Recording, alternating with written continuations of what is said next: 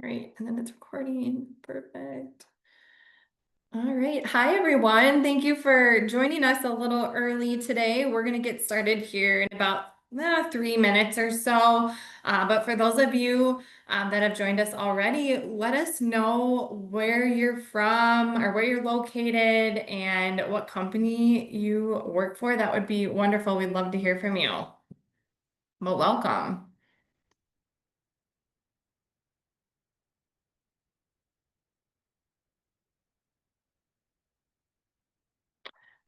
Awesome. We have Amarillo, Texas.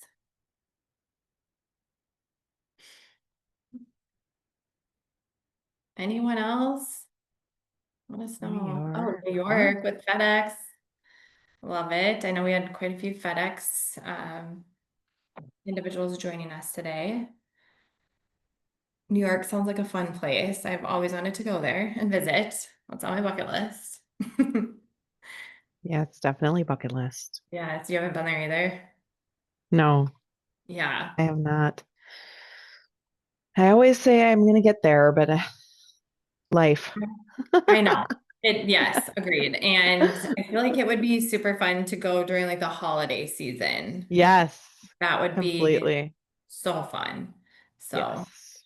bucket That list. is always my ambition as well during the holidays. Yes. It just seems so like magical. Yes, for sure. I feel Right. like it just sparkles a little bit more from what people tell me. Anyway, again, I've Yes. not been there, so I don't know. Yes. So, Well, anyone from New York, let us know. yeah, Um, Minnesota, that's where I am. yes. Wisconsin. Yep. Wisconsin, neighbor. Yep. Oh, yep. The city of Green Bay, more Wisconsin. Mhm. If you're just joining us, let us know where you're located, where you work. We'd love to hear from you. I know we have individuals across the entire US, so it's always fun to see where you guys are from. Ooh, Florida. Florida. All right, peeps. Got our Florida folks. Love that. Oklahoma, Bailey. Oklahoma. All I true was North Dakota. That's where I'm from.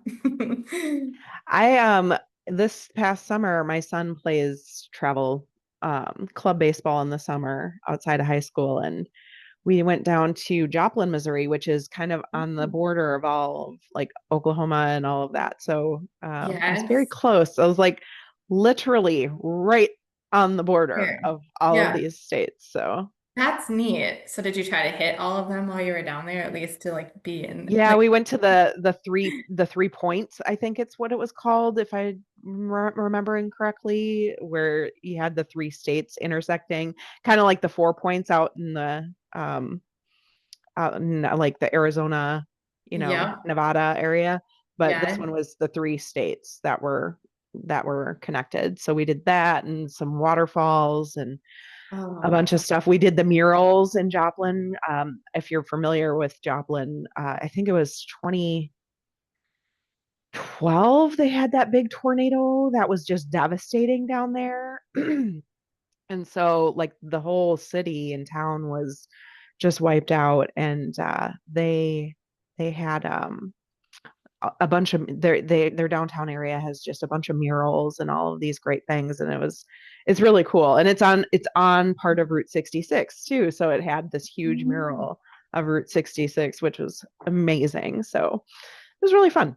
that's so cool and great to So like get that into while you get in some of your baseball games and take in yeah, as yeah, much as you can. yeah.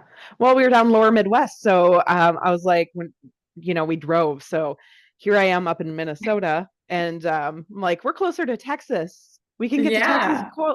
quicker than we can driving home. So maybe we just do a detour and visit Go Texas and, there. more of the lower Midwest breadbasket Yeah. of the US. So That would fun be so times. Great. I love that. Well, Got thanks for people from all sharing. over. Um, all right. Well, I'm going to get us kicked off here because I know we're just right at like 12:01. But really appreciate everybody joining us this afternoon. It's more than likely your lunch break, depending on where you're at. But Wanted to welcome you to Rasmussen's professional development training series. And my name's Mackenzie McFadden. I'm a senior national account manager here with Rasmussen. And I get the pleasure of moderating these sessions every month. And you're more than likely joining us today because your company is a part of our Education Alliance Network. And so you and your family members are eligible to receive some amazing benefits. We would absolutely encourage you to check those out. I'm going to throw in the link to explore more here in the chat so it's easy for you. Otherwise, we'll connect with those that were interested. But definitely encourage you to check that out. But another great perk is having these incredible sessions each month, and I know they're very popular. And we have our very own Melissa Wagner with us today, really speaking to our strengths and how we strategize and utilize those within the workplace. So we're really excited for today's topic. And just real quick before I let her take it away, I want to let you know this is recorded. You will have access to the recording after.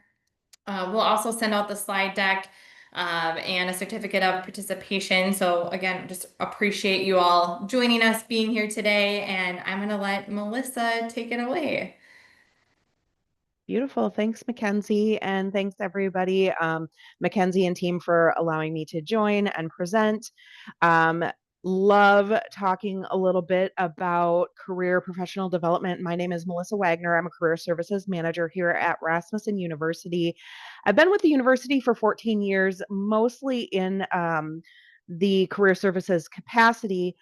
But prior to my time here, I was on the flip side. So a little bit of recruiting, HR. So my whole world since I've been out of college has really evolved and revolved around whether it be recruiting on the back end or it's helping people prepare for career and recruitment in their career or career advancement. So, with that, I wanted to introduce your strengths, your strategy, a blueprint for career impact. And really, today, our presentation is going to walk through that blueprint for career impact inspired by Peter Drucker's Managing Oneself. It's a book that's a guide for anybody that's serious about shaping their career. And so whether you're just starting out, you're pivoting, you're looking to level up, um, tools we're going to explore today, they're designed to really help you lead with clarity, confidence, purpose. So we're going to cover today Drucker's 5 questions about managing yourself, how to identify and activate your strengths, defining your unique value and aligning it with your career, your work, building confidence through preparation and storytelling, applying your strengths across key career touch points, and crafting your personal blueprint for long-term career impact. So a little bit about those next steps for action. So today I did want to start off by talking a little bit about what inspired this presentation, which was Peter Drucker's book. So Managing Oneself, it is about defining how we, or redefining rather, how we think about our potential. In Managing Oneself, he challenges us to stop drifting through our careers, start steering them with intention. So he wants us to be intentional about how we're thinking about our careers instead of floating with the waves. His 5 questions offer that strategic framework and a little bit more poking at and prodding into the self-awareness aspect of professional development. So asking yourself, what are my strengths? How do I perform best? What are my values? Where do I belong? What can I contribute? So those are the 5 questions. I really want you, as you're going throughout the presentation today, obviously, like Mackenzie said, we're going to give this as a takeaway as well. So you'll be able to see not only the notes in here, but you'll be able to see the deck itself. I really would like you and encourage you to take notes along the way as well, and start jotting down some of the answers to those things. Really be honest with yourself as you're asking yourself these questions, and continue to revisit them every 6 months, because these things do and should change throughout your career.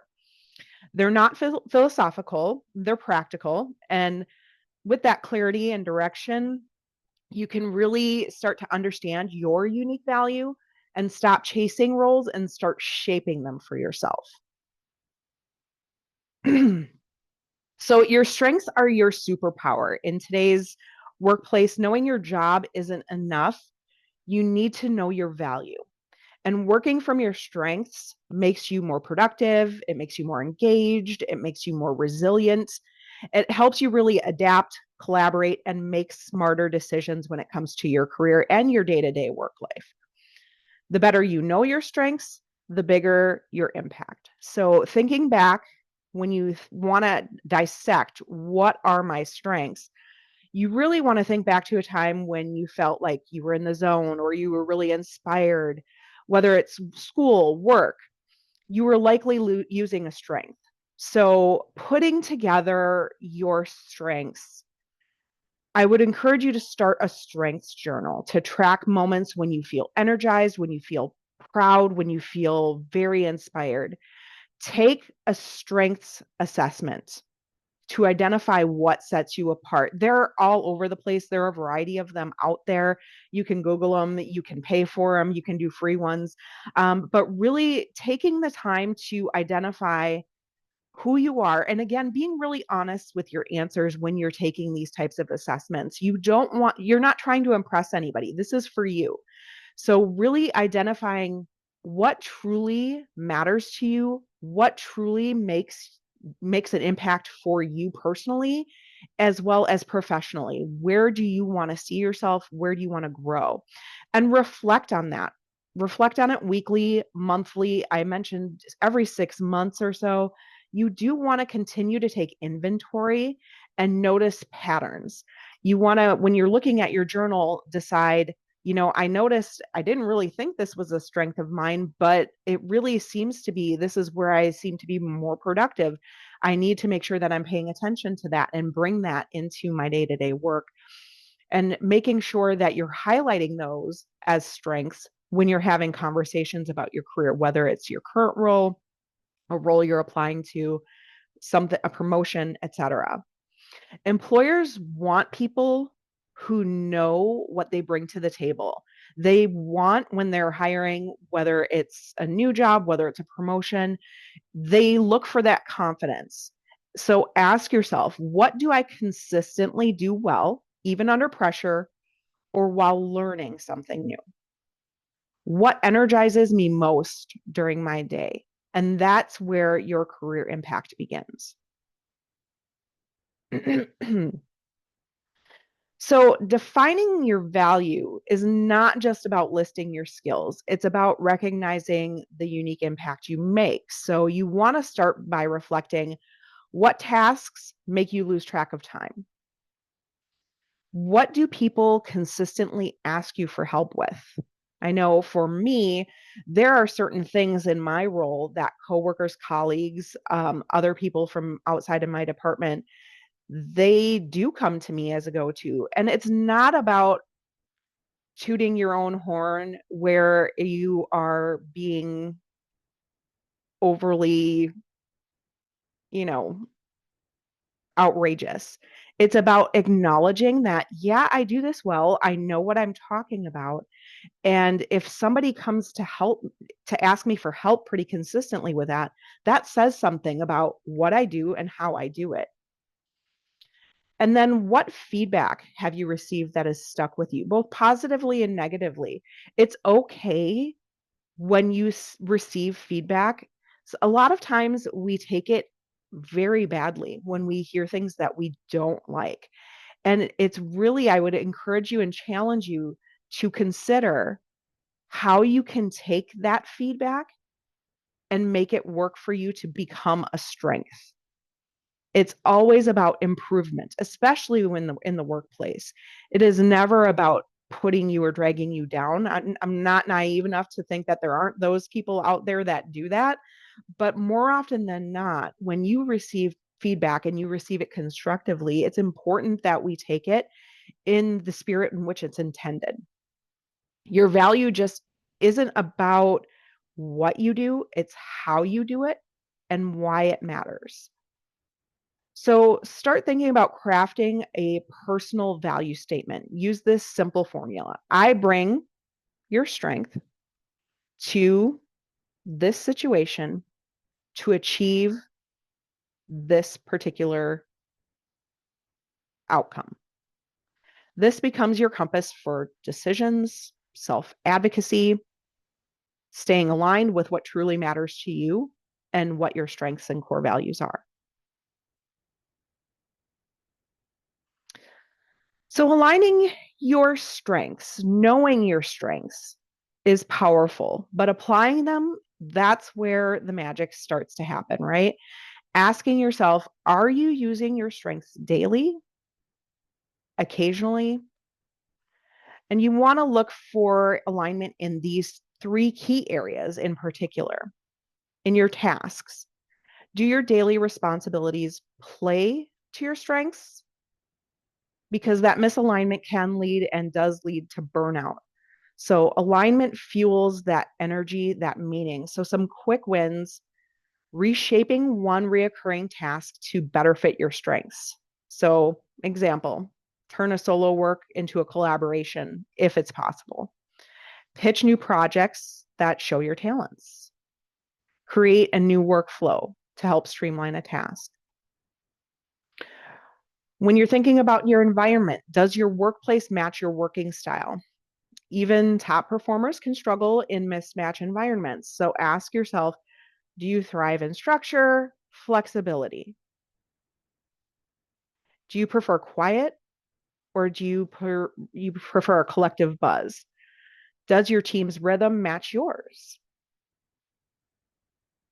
Thinking about these things and understanding where you can create micro environments, you can adjust these by changing your environment when and where you can. So noise canceling headphones, focus blocks, visual task boards to improve your environment. Talk to your manager about opportunities where you can make changes to adjust to your strengths when and where you can. In your relationships, you want to surround yourself with the people who amplify your strengths. So energizing relationships, those things spark creativity, confidence, and growth. So you really want to assess who energizes you and why. Are your strengths being recognized by your team, by your manager? And do you have access to growth minded peers or mentors? So you want to make sure that you're strengthening these connections where you can. And you want to think about not only in your immediate goal, in your immediate role, I'm sorry, but you want to think about it from a future perspective as well. You're not going to likely stay in one position unless you really, really love it. You're likely not going to stay in the one role if you have more career ambitions. So you want to not only do so within your current role, but outside of that role too. You want to think about mentors in if you're not in a field that you want to be working in, or you're not in a department that you want to be working in, or you have aspirations to change that, you want to think about not only what you can do in your current role to match those things to help you push forward and not just plateau, but you want to think about the people that can help you in those future roles too. So you want to find mentors and seek guidance from those who model your aspirations, who have been in those roles, who are in those roles that you want to be in those departments that you find value in those organizations you want to be at. Networking, so attending events, joining communities, engaging online. So you want to make sure that you're participating in professional associations, staying current to industry insights, follow thoughts and thought leaders in your field, and share your ideas, share your thoughts and learn from them as well. You want to be able to collaborate and partner with people who have complementary strengths or strengths that can help propel your areas of opportunity and help you redefine those. When your strengths align with your tasks, your environment, and your relationships, you won't just perform, you will thrive. So, how do you deliver with confidence? It's not just something that you stumble into, it's something that you build. It begins with preparation. It's really that quiet engine behind every confident delivery. It doesn't come from being loud, it just comes from being clear. So it's rooted in self-awareness that we talked about earlier. And it means that you recognizing your strengths as well as your growth areas and your contributions. Instead of saying, I was lucky, know and acknowledge that you worked hard for it, you did it, and you stayed focused.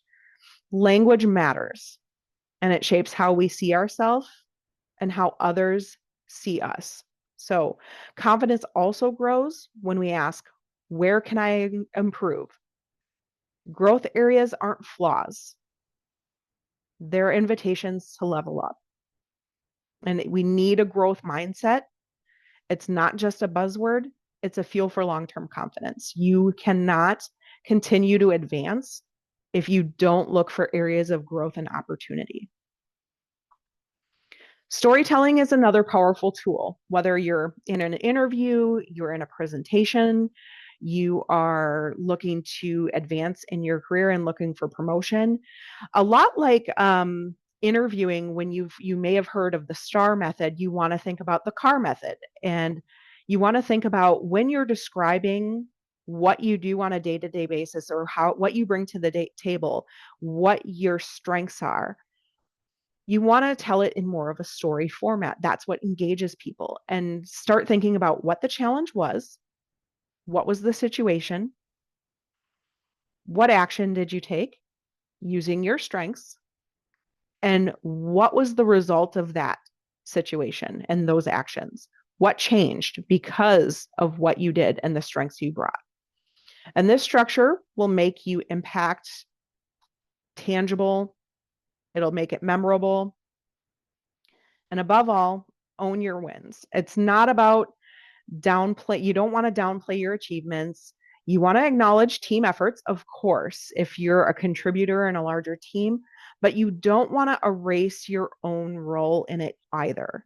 Confidence, self-awareness, it's all a part of celebrating, acknowledging your role with humility and pride. It's okay to talk about and own your wins.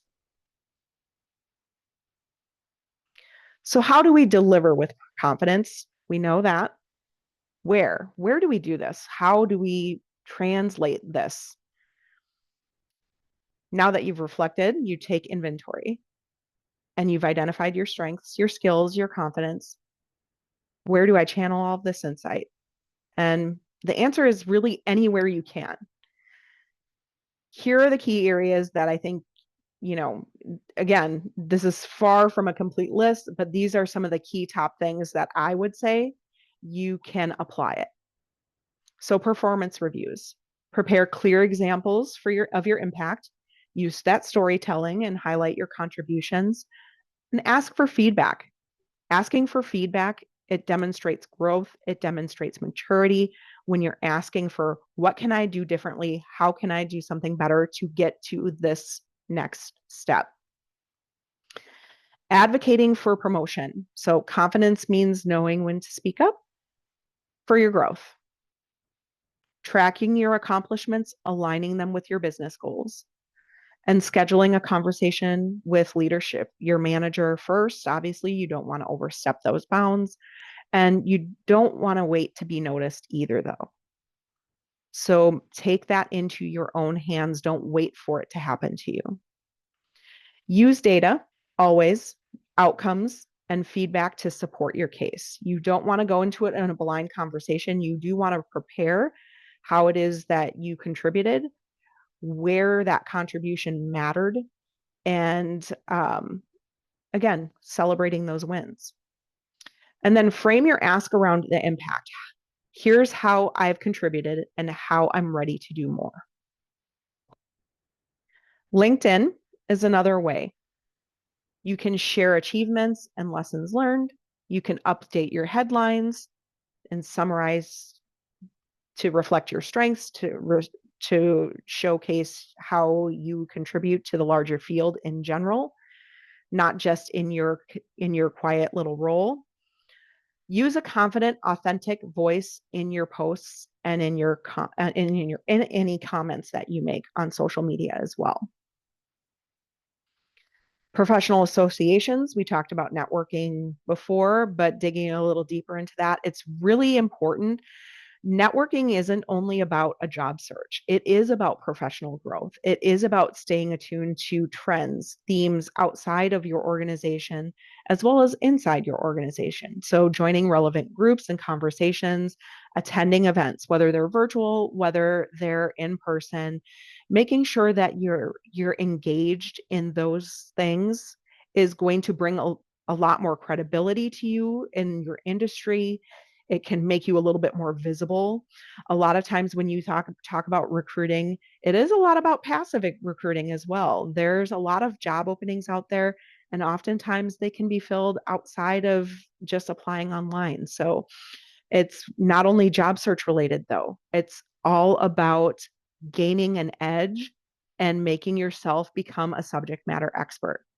You want to be able to share your expertise through articles, webinars, networking, volunteer for panels, committees. If you want to, guest speak on on a podcast or for a webinar event or professional development event, sharing your expertise is always a way of standing out. Of course, your resume. So using those strong action verbs, led, delivered, transformed, quantifying results, reduced costs by 20%, improved efficiency by 30%, making sure that you're, again, highlighting the wins and commenting on your successes.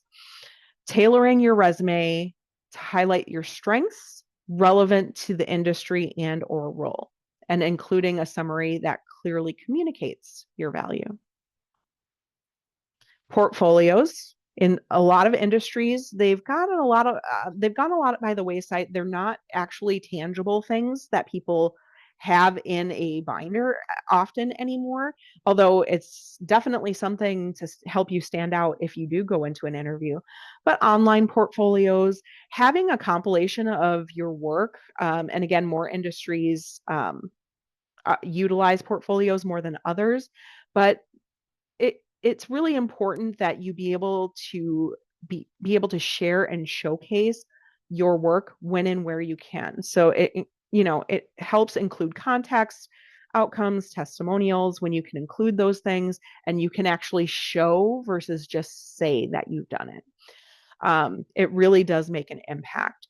Keeping the layout clean, easy to navigate, and that your value is immediately visible. So again, some industries it's more common than others to use portfolios, but it's definitely somewhere you can consider where you can stand out and making sure that you're making that impact.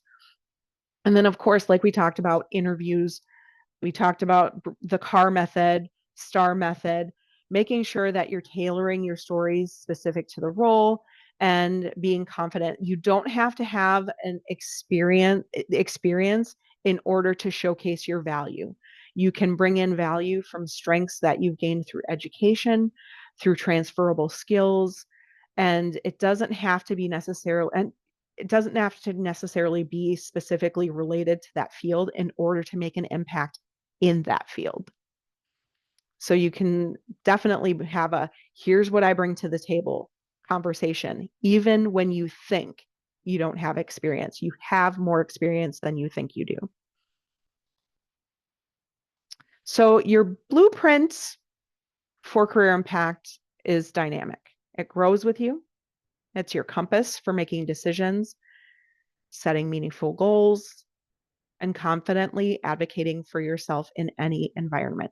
So, bringing it all into focus, your blueprint is built on 4 essential pillars we talked about: strengths, your unique talents and capabilities, your strategy, how you leverage those strengths intentionally, your value, the difference you make, and confidence, how you express and deliver your impact.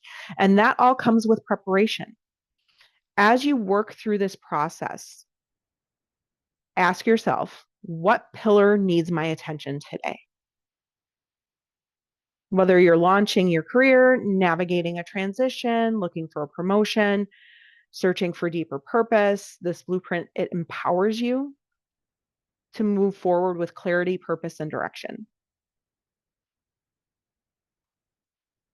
So what are your next steps? Let's reflect. What did you discover about yourself? As you're doing your journaling, even as you listened and were thinking about the answers to some of these questions today, as you begin to dig deeper into assessments, what did you discover about yourself? And make sure that you're continuing to reflect on that.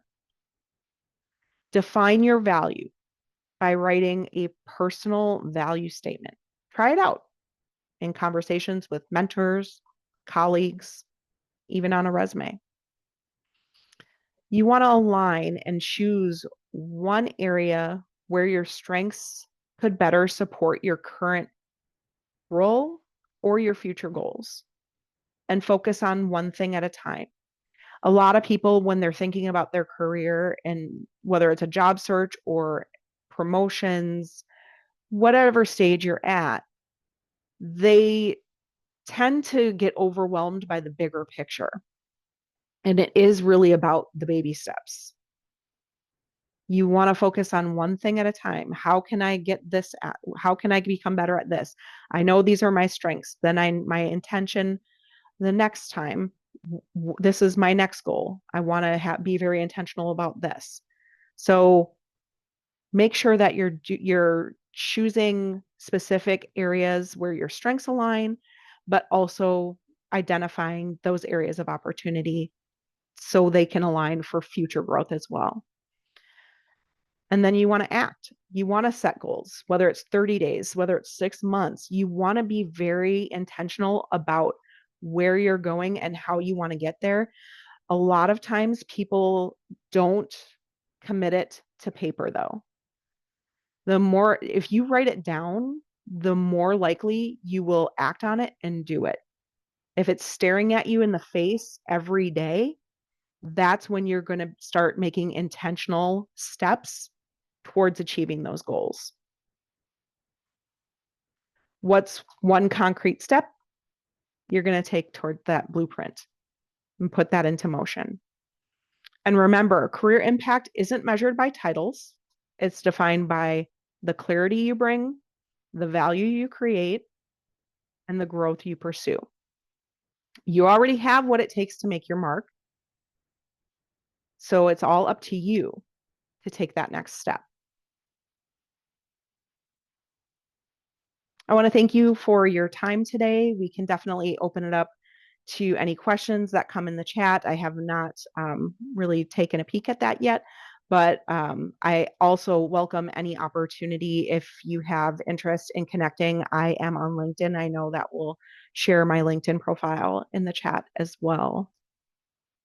And definitely tell me why you're connecting with me if you heard me from today's presentation. Always when you're connecting with somebody on LinkedIn, fun fact, you wanna introduce yourself and let them know how they know you or how you know them. Melissa, we do have a question in the chat. How often should I revisit my blueprint? It really depends on what your ultimate goals are. I would say your blueprint, you would want to make sure that you're rechecking yourself every 6 months at least. I would say it's a twice a year thing at minimum, but you can do it more frequently depending on where and how quickly you want to move. If you have goals within the next 2 years versus the next 5 years versus it's a 10-year plan, you might be a little bit more, you might spread that out a little bit more. I would think, again, in order to make sure you're on track to hit that goal, 6 months is really where I would say you'd want to do it most consistently, but it should be something intentional that you're thinking about on a weekly, monthly basis, but that big reflection every 6 months. Great, thank you for that. Hmm. Helpful. Anybody else have questions for Melissa? Don't be shy. If you do, let us know. These topics tend to seem scary to people, and people often they're very passive when it comes to their careers, and it's really important, just like we talked about in this conversation today. It's really important that you take your career into your own hands. Nobody is going to do it for you. There are those people, those mentors. I have had a few in my life and currently have one now. They do push. And that's wonderful when you can find it because they push you to be at your best. But it's not going to happen more often than not unless you ask for it. All I can say is no. And Mhm. that doesn't mean that stops your goal. It doesn't mean that that stops your career, that path. That means you're going to look through alternative avenues and alternative roads. Right. No, that's a great point. Um, I do see one in here. How do you get over shyness to confidently showcase your strengths? That's a very great question. And as somebody who is very introverted as well, and very much a person that I definitely, even to this day, still need to learn how to take compliments. You got to think about it, put it in context of this is not about being flashy. It's not about being gregarious.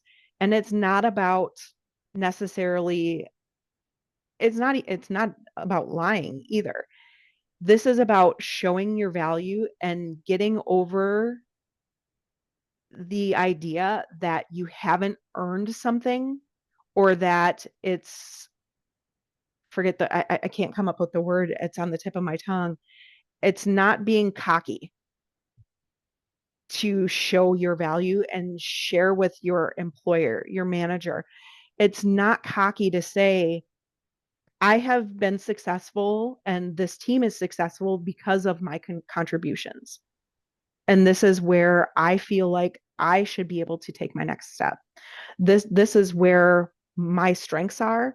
These are, I know, my areas of opportunity, and I would love your help in identifying where I can meet those areas of opportunity so they become strengths and so I can advance my career.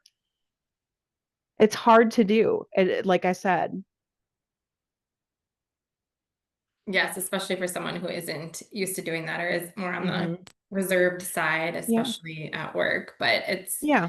it's all to benefit yourself and your team Right. too. And again, when you think about it, you can start with it being offline too and not face to face. Start with your resume, making sure that you're keeping that updated. Again, it's not about job searching all the time, but it's also keeping inventory, journaling, making sure Mhm. that you're keeping record of the things that you know that you're doing well, your successes. You want to be able to showcase them on LinkedIn. You want to be able to showcase them in a resume, or even, again, saying, I'd love to present in a professional development webinar. I'd love to be able to take on this task because I think I'd be really great at it. It's self advocating. So Mhm. start with those places that you don't have to have the conversation where you feel like you're being cocky and not being self-deprecating. A lot of us, especially women, right? They're told to, for the betterment of the team, and it's all about the team, and don't prop yourself up. Don't, it's not about the spotlight. But it is to a degree. You need to be able to toot your own horn a little bit in order to get that notice, see that recognition. It's not going to come to you unless you make people aware of it. So start with the small things, go to the bigger things. It takes practice, and it does take a little bit of confidence in yourself, and that only comes with the preparation. So having that stuff there and ready to be able to speak to it when you do have conversations. And when you start going to networking events and get in the habit of having conversations with people you don't know, connecting with other people in the field, the more you do that, practice the more you do that, the more likely you'll become, the more confident you will become, I should say, not more likely, you will become more confident. It's just like these. Again, I'm an introvert at heart. I don't like being in the spotlight. Very self-deprecating. I don't take compliments well. But when I get on a webinar, I hated public speaking in college. But this is when I moved into this role, especially, it was a lot about coaching, webinars, getting out and standing and making presentations and stuff like that. Totally outside of my comfort zone. Networking is totally outside of my comfort zone.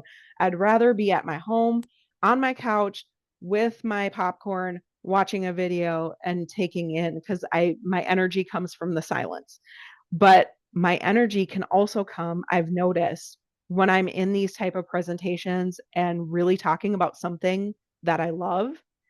When you are passionate about what you're doing or what you want to be doing, and you want to share that with others, you definitely become more confident as well. So it's all in the preparation. It's all about your passion and making sure that you're bringing all of those things together and identifying those things for yourself. So then you can advocate for yourself. That is really good advice. Thank you for that. I do see another question in here. It says, how would you pursue an opportunity within your current organization if the exact role you're interested in does not formally exist yet? Do you have any Ooh, I advice? love that question. I know I that's a good really one. love that question. Um, I would definitely say if you're seeing a need within your organization and a role isn't there existing, I would look towards where are the gaps that are not being filled.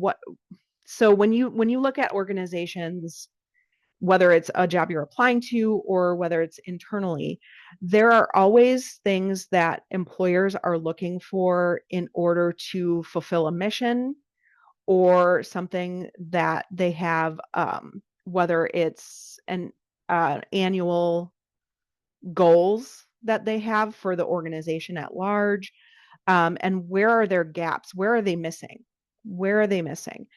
And if there's not a position that's addressing these things, making sure that if you are currently doing things to satisfy a need and it's more addressing a position that is not there,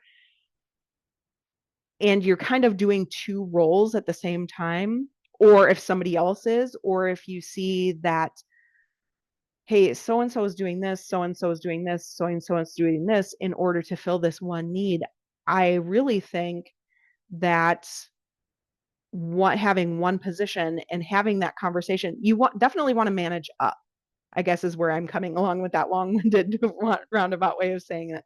You definitely want to manage up and say, this is where I have identified we have areas of opportunity at the organization. I think a role of XYZ would bring value because it could address the need of this, this, this, and this. And to put myself in that position to be considered for that, I would recommend saying, and these are the ways that I feel I have addressed these areas of need. And I really feel that it might be worth considering a new role or looking to see if there's an area of opportunity to increase my current responsibilities in order to fill these needs.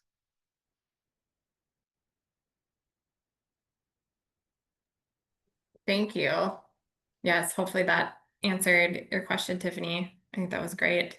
I do see one more question in here, and I think we'll just Yep. kind of end with this one. And then if anyone has any other additional questions for Melissa, please feel free to reach out, like she said. But we have, how do you showcase soft skills, like easy to work with and like approachable, etc.? So, soft skills, a lot of it does come. I mean, obviously, resume is a great place. You don't necessarily list soft skills in the way that you list more of the core skills, your field related skills, but you can showcase them through the summary at the top of your resume. You can showcase it through having people on LinkedIn. There's an area where people can give you recommendations, and having people recommend you that you work with and collaborate with often. A lot of it is it's going to come from the people outside that work with you, and being able to showcase that on LinkedIn by having people write recommendations for you on LinkedIn, being able to be a collaborator in various initiatives at your organization, being able to showcase it in a summary in a resume. All of that comes together, and being able to showcase that when somebody's looking from a promotion perspective, et cetera, and annual reviews as well.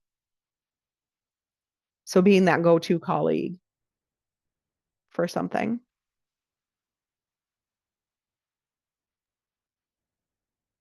Awesome. Well, I think that was all of the questions that we had. So we'll kind of wrap it up there since I know we're a little bit over time, but thank you so much, Melissa. This was wonderful. There were some really Absolutely. great takeaways, and we appreciate your knowledge in this area. I know we had a lot of great feedback too in the chat, so thank you everyone for that. Great. And just thank you again for joining us, and be sure to check out our next session next month. But I hope everyone has a great rest of the day. And thanks again, Melissa. Yeah, my pleasure. Good luck, everyone. Thank you. Bye, everyone.